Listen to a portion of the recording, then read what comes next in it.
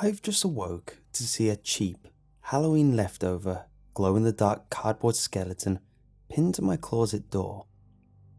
And no, this isn't yet another story where someone or something has been hiding inside to emerge in the night. I hope. All I can see in the darkness of my room is the faint, pale green glow of those old yellowing bones. But I'm afraid that if I reach over to switch on my bedside lamp, I will also see my old friend David, or what was left of him. David was the strangest kid at my old school. In fact, he was the strangest person I ever knew. Nobody else really liked him. Even my mom, who was usually the nicest of people, never seemed to call him by his name, always referring to him as that boy. When I'd arrive home late for a meal, or covered in mud with my shoes scuffed and clothes torn, she would say, "Have you been hanging out with that boy again?" Or, "Haven't I always warned you to steer clear from that funny boy?" He seemed to have a stink which followed him around, and although I never once saw him throw a punch or break anyone's stuff, people who crossed him would often end up hurt or in some kind of trouble. The other kids taunted him pretty badly, mainly as he was always very scrawny, all skin and bone. But he never once got beaten up, as they were all a little afraid of him. He lived a minute's walk from me, and we became friends despite his strange ways. I guess he must have latched onto me because I was always patient and an easygoing kid, and more prepared than most to humour his many outrageous claims. He thwarted armed robbers in a local bank and tackled deadly invaders in his home. He was the world body-popping champion and lethal in most forms of martial arts. His lies were always way over the top, and even as a young kid, I found this to be fascinating. I mean, why not try to impress me by telling me things that were at least vaguely plausible? His own mom barely spoke to him, and never took him out to do anything fun. He told me that his dad had died in a brutal motorcycle crash. This was one of his two favourite topics of conversation, more like an obsession. The details of the incident changed every time he described it, but always involved a very specific way his dad had lost his life. Some criminals, drug dealers, or a rival gang or something were chasing him down the highway one night, and they forced him into a trap where they had stretched steel wire across the road to snare his bike. He'd been travelling at such a high speed that the friction formed when he was flung over his handlebars and scraped along the road caused him to be degloved. I remember having to ask David exactly what this meant, which I quickly regretted. It's when the body's skin is torn clean off, leaving bare bones exposed. David told me that at the funeral there was just a skeleton lying inside the coffin, only recognizable by his dad's distinctive leather biker jacket and Ray-Ban sunglasses. Obviously, that was another lie. There is no way there could have been an open coffin.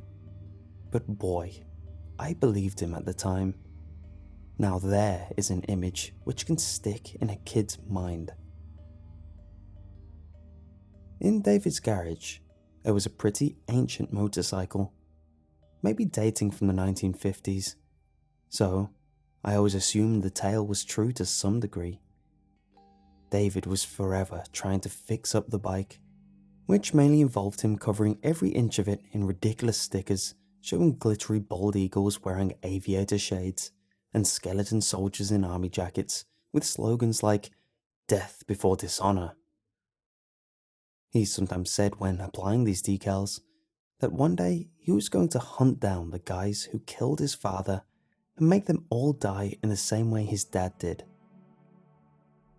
David rarely told the truth about anything, but his lies reached new peaks when it came to his father, with outrageous tales of his life and death growing wilder every time I heard them, evolving into an elaborate tale of his role as a secret agent working for both British intelligence and the CIA, going undercover on missions to save the world from neo-Nazi gangsters who'd stole a death ray or some similar crap. I guess I felt some sort of kinship on this topic though, since I barely remembered my own dad and could never get my mom to talk about him. David would always say we were like brothers, and though he seemed needier than me, I suppose I enjoyed feeling so wanted and appreciated. At least at first. David's other obsession was with skeletons. These things were everywhere in his bedroom. Plastic model kits, tiny Dungeons and Dragons figurines, even one of those life-size anatomy statues that you see in doctors' offices in old black and white movies. He had quite a collection. He loved old woodcut images from the Middle Ages showing skeletons representing famine or death or mortality. Those pictures always gave me the creeps, but David's room was covered in these, usually stolen from library books about medieval times. He would endlessly try to copy these images and pin them all over his bedroom walls, but he wasn't much of an artist, and they always ended up somehow looking even creepier than before. His favourite skeleton was the cardboard one I can see in front of me, though it's no more than a tacky piece of tat, maybe 3 feet tall with a cheeky smirk on its face, and limbs you could twist into position to kind of make it do a little dance. This always used to be pinned onto his wardrobe, surrounded by his many strange sketches. He told me that the guys who killed his dad had given it to him on the night he died.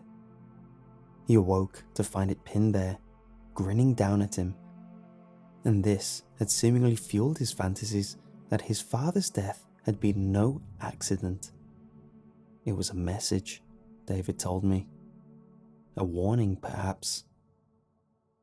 I asked him why he kept it around, and he said it was so he would never, ever forget that everyone alive had a cruel fate that was coming to them. He would often glowingly describe a recurring dream in which he awoke in the middle of the night in a room with only one door, blocked by a grinning, living skeleton who left him with only one option for survival. David had to take the razor-sharp scalpel from atop the dresser next to his bed, a gift from the madman, and make drastic use of it in order to squeeze through the only other exit, which was a tiny window, barely a foot across, to emerge on the other side, born again, completely free of fear. I tried to see a positive in his obsession with human bones, and sometimes suggested that he should study to become a surgeon when he grew up. But his response was usually something along the lines of, "I want to help those in need, not hurt them. Surgeons waste their time sewing up skin and wrapping wounds in bandages. Why would I leave people to suffer inside their skin?" This was a recurring theme with David. He had this insane idea that living things would be somehow better off if we shed our own skin, and he would complain about how hot he felt, trapped inside a stifling cage of flesh. Like I said, he was a weird kid. He boasted of secret experiments. I will spare you the details, but basically he claimed to be loosening his own face so it could be peeled away to show his true self underneath.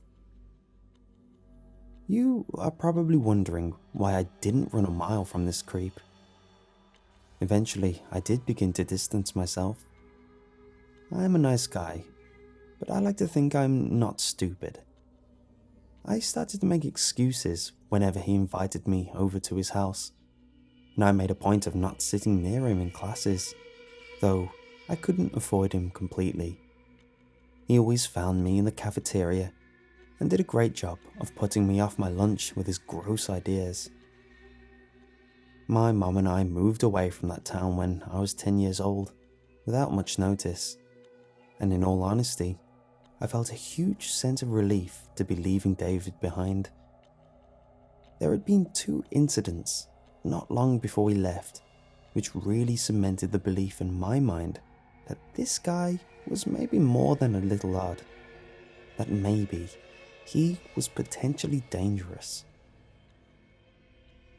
He invited me to a sleepover at his house, telling me this would be a great opportunity to take some measurements and start me on my first steps to shedding my hot, heavy flesh, as he put it. He said this in a completely cheerful, friendly way, as if he was proposing a perfectly normal sleepover activity. Of course, I made up some excuse about my mom not allowing me to sleep at his place, which was probably actually true. Although I started to become a little disturbed by David's ideas, I still wrote it all off as BS, figuring he was just a little upset and desperate by my efforts to avoid his company. Maybe in some messed up way, he was trying to intrigue me into remaining his friend. But the second incident forced me to accept that this guy wasn't just playing around. Late one night, a few days before we moved away, I awoke from a terrible nightmare about David and screamed the house down when I saw that distinctive glow-in-the-dark skeleton smiling up at me from just a few feet away, taped to my bedroom cupboard. We lived in a bungalow, and I always used to leave my bedroom window open at night, figuring it was too small for anyone to enter, but I guess David must have managed. He was still a very skinny kid by then, though even for him, it must have been a very tight fit. My mom rushed in, but I didn't tell her why I was so frightened, figuring I might get into trouble for allowing David to sneak into our home while we slept. I stopped leaving my window open after that night. In fact, it became my #1 rule in life. I returned the skeleton the next morning, more than a little angry. But by that point, I was so afraid of the guy that instead of telling him what a cruel trick he had played on me, I just pretended that I enjoyed the joke and asked him why he did it. He acted all surprised, swearing that he had never entered my room that night. But I didn't argue. I just made my excuses and left. As I walked off down the street, intending never to return, I noticed David watching me from his bedroom window with a strange look on his face that I didn't like. He looked drained and listless, and maybe a little scared. So, we left for a new house in the new town over, and I attended a different high school to David. In fact, I never even laid eyes on him again. I don't even know what he looks like nowadays. A couple of years later, I found out from someone who had known some of David's relatives that his dad didn't die in a motorcycle crash. In fact, he didn't die at all, but had left home, simply because he didn't like David's mother, or David. Which made me wonder where the hell this kid picked up his obsession with people losing their skin. We didn't move all that far away though, just a few miles. And even though I never bumped into him myself, my mom would sometimes tell me that she'd seen him lurking around the streets, and he would often ask her how I was doing. Again, she would always refer to him as that boy, and she would say that she wished we had left him behind when we left our old home. It always struck me as very strange how uneasy he seemed to make her feel. After all, he was just a skinny little kid who would have no chance in any sort of fight. I started to suspect that maybe my mom knew things about David which she kept under her hat. I did hear stories from friends who had lived back in the old neighborhood that a few pets had gone missing and then been found in a very grisly state. But nobody would ever tell me all the details, just that David was suspected of being involved. And there was an incident where David had been accused of pulling a knife of some kind on a school bully and threatening to cut him down to size. But there was no real evidence, though David was pressured into finding a new school anyway. Eventually, he began to fade from my mind, as I rationalized him as just another weird kid who told people stupid stories to get attention or have some sort of impact on their lives. I used to sometimes have troubling dreams about skeletons marching down the street and sort of recruiting people for their fleshless army. But everyone has nightmares sometimes, don't they? I honestly thought that David would grow up to surprise everyone and become some world-famous doctor, or maybe a plastic surgeon working in Beverly Hills. But then, when I was about 14, I found a certain Halloween decoration taped to my locker at school and had a nervous breakdown. I spent about 8 weeks in the psychiatric ward of my local hospital, where I was happier than I'd been in a long time. I guess this was down to the dependable daily routines in there, the stability, and the safety. My mom visited nearly every day, and though I was never a very popular kid, I was lucky enough to have made 3 or 4 good friends who also came down to see me, usually on the weekends. They made jokes about me being in the funny farm and receiving shock treatment, which sounds mean, but I knew that they were nice guys, and we all had a pretty stupid and tasteless sense of humor. If our roles had been reversed, I would have been making the same snide wisecracks.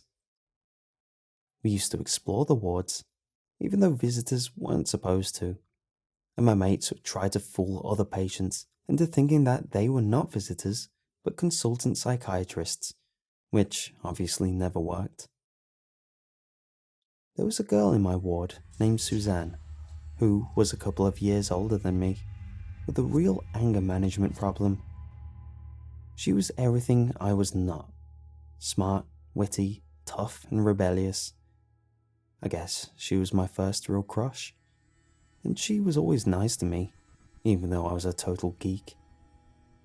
One day, about a week before I left for home, she told me that during a cigarette break outside the building, she had met a strange, skinny kid with very pale skin and all of his facial hair shaved clean off, who had been asking odd questions about me. He wouldn't tell her his name, and she told him to get lost pretty quickly. But though she acted cool as ever, when she told me about this, I could tell that he had gotten under her skin and totally freaked her out. He was asking if I was expected to make a recovery, or if I had totally lost my mind forever. Suzanne told me that he sounded deadly serious when he asked this, and seemed desperate for an answer. She threatened him with violence if he ever hassled with her again, and threw a cigarette away and headed back inside. But he followed her and kept asking weird things about whether I was cutting myself or if I was morbidly obsessed with my mortality. The last thing he shouted at her as she hurried away down the corridor back to the ward was an offer to smuggle inside a razor-sharp scalpel for me if I needed it. I played down the incident to Suzanne and evaded her questions, which soured things pretty badly between us. But my philosophy regarding David was that he was my problem and nobody else's.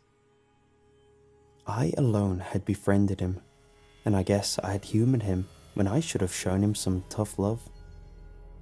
And then I had run away and left him all alone. I guess I carried around a little guilt about the way I had handled our friendship. I had made my own bed and had to lie in it, I couldn't live with the idea that my mistakes could taint anyone else, any innocent parties. Now, of course, I view the situation very differently. I was his victim. He was playing me like a violin, or like a skeleton playing a Spanish guitar in one of those Mexican Day of the Dead cartoons. I was dancing to his tune. But back then, I couldn't see the woods for the trees. I never told my mom exactly what had happened with the skeleton on my locker and the friendly hospital visit, but she wasn't stupid and knew that David was circling me like a shark. So even though it hit a bank balance pretty hard, and we never had it easy afterwards, as soon as I was discharged from the hospital, she quit her job and we moved again, halfway across the country this time, and we made damn sure we told as few people as possible where we were headed. I literally never saw any of my old friends again. I heard Suzanne disappeared about a year later. There was a police search, but no trace of her was ever found. That is all I know. She had a real rebellious streak, and I told myself that she must have gotten bored with her life and run off to start a new one. Whatever gets you through the night, right? The fresh start in the new town did me a world of good, and against all odds, I managed to catch up at high school, attend the local college, and eventually land myself a pretty decent office job with the city council, providing social services for local disabled people. I was based in a huge 1960s building with maybe 300 staff, one of whom was David. No one else who worked for the council ever seemed to meet him. He worked in human resources in a tiny, cramped basement office, but he was never around. His whole department never seemed to have anyone around. There had been some pretty severe budget cuts for the financial crash in 2008, and I guess that had just left us skeleton staff. I don't know how he tracked me down. He must have been very determined, as my mom had changed both our names. I didn't realize he worked there at first.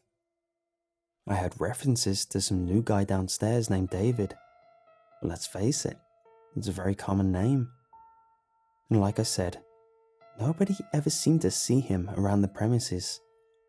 But after a few weeks, I saw his full name on a round-robin internal email, and I felt like I had been gutted like a fish. The email was discussing an upcoming office Halloween party. It seemed that David had volunteered to bring his own decorations and make the place exquisitely creepy. I walked right out of that building, went back to my little flat, and started packing my belongings. I never even told them that I'd quit. I remember someone from the office describing a very thin and odd-looking man in an elevator a couple of days earlier, who wore so many clothes you could barely see an inch of his skin. Even wearing a hat and gloves, though the weather was warm for October. A woolen scarf obscured his mouth and nose, and tinted glasses hid his eyes. But she said that she was sure his skin was the color of porcelain. I doubt it's a coincidence that he found work in human resources. There, he could quickly learn everything about me, everything he needed.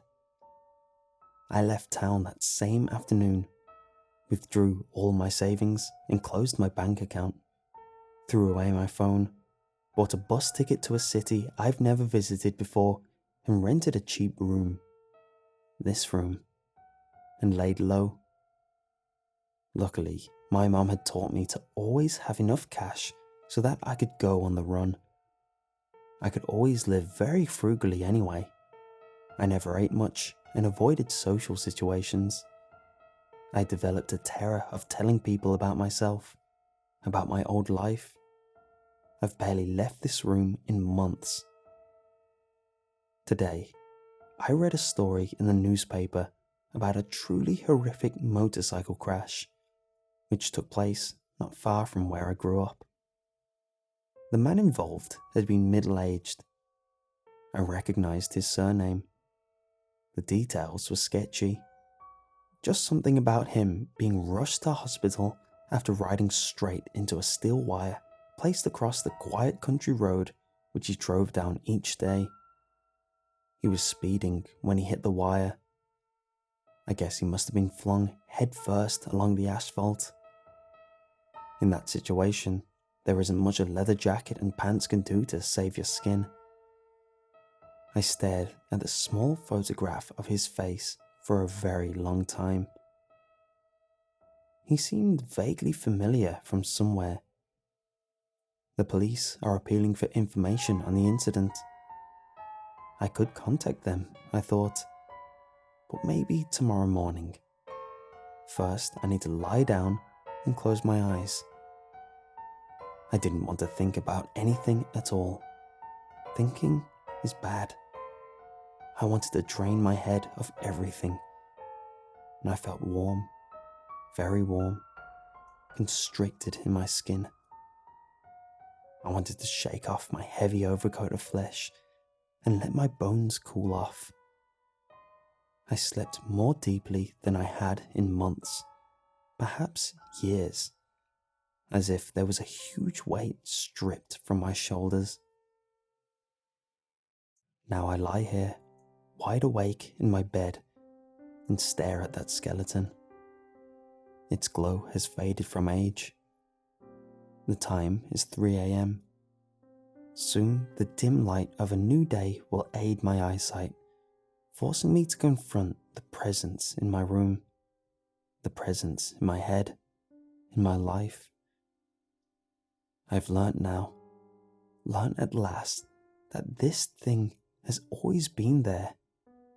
If I run, it will follow me, and I will have nowhere left to hide. There is a cool breeze from my open bedroom window. I guess I've let my old rule about never leaving windows open lapse. I figured that I should have been safe, as that window is tiny, maybe 8 inches by 6. Nobody could have fit through in one piece. But my bedroom door is bolted from the inside, and there is no other way in.